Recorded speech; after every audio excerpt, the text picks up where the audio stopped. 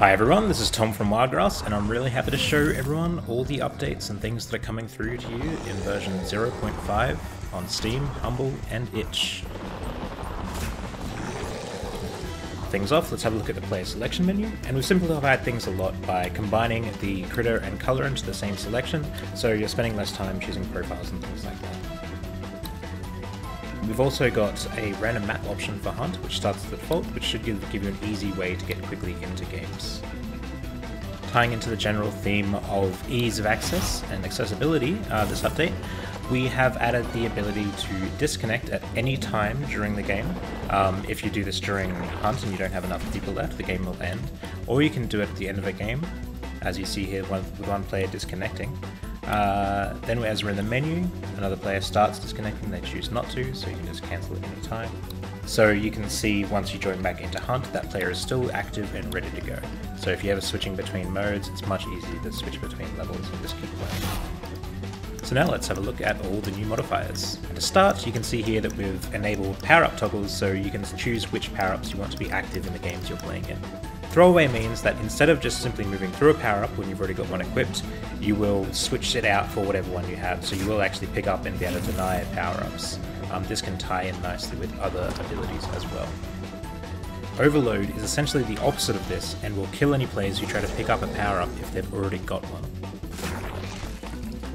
Energy refill means that your entire energy bar used for digging rocks will be refilled when you pick up a power-up. This can be used to create long and dangerous rock chains, or for a quick escape. Dream Crusher will cause the bear to crush any power-ups it manages to run through that haven't been collected. The Rock Recharge modifier allows you to determine how long it takes for your energy bar to refill after digging the rocks. You can see it here when it's at its max. The rocks recharge quite quickly and the players can do a lot of trapping in that time. Or, as you see here, with the modifier at its lowest levels, each bar becomes very valuable and you really don't want to misuse it like these players are. And to round things up with Hunt, we're going to take a look at the Harvest Hell map.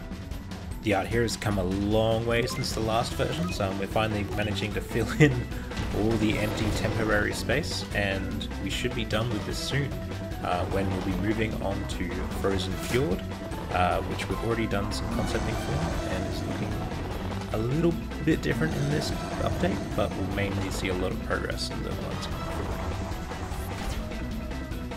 through. So, it's now time for Gauntlets. Starting things off, we have the comparison with the new version on the left and the old version on the right, where we've simplified character selection, so you're simply choosing characters, everyone's got the same abilities, and you're ready to go.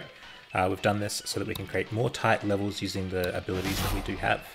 Now, when you level up in Gauntlet, you actually have to choose an ability point before you're able to move on. We've done this to free up extra buttons for accessibility reasons, so you've got more controls for other purposes, but also because there was previously no reason to store your points. Even though we're still using the older placeholder 3D art for the levels, we've started experimenting with colour schemes in preparation for when we move over to the final 3D art for the Gauntlet world.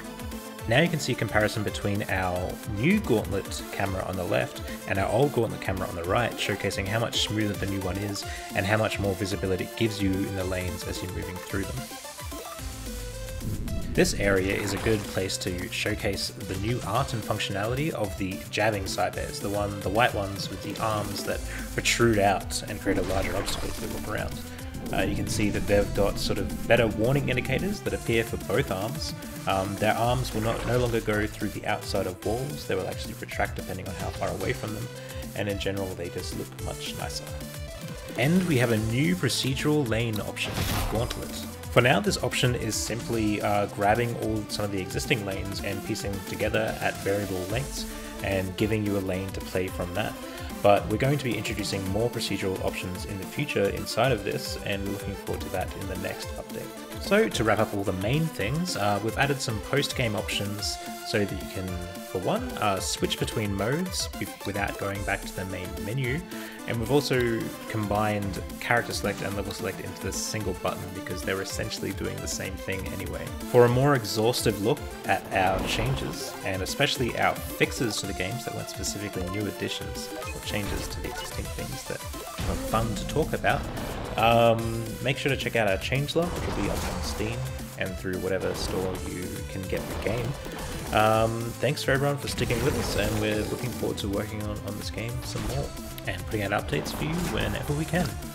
See ya.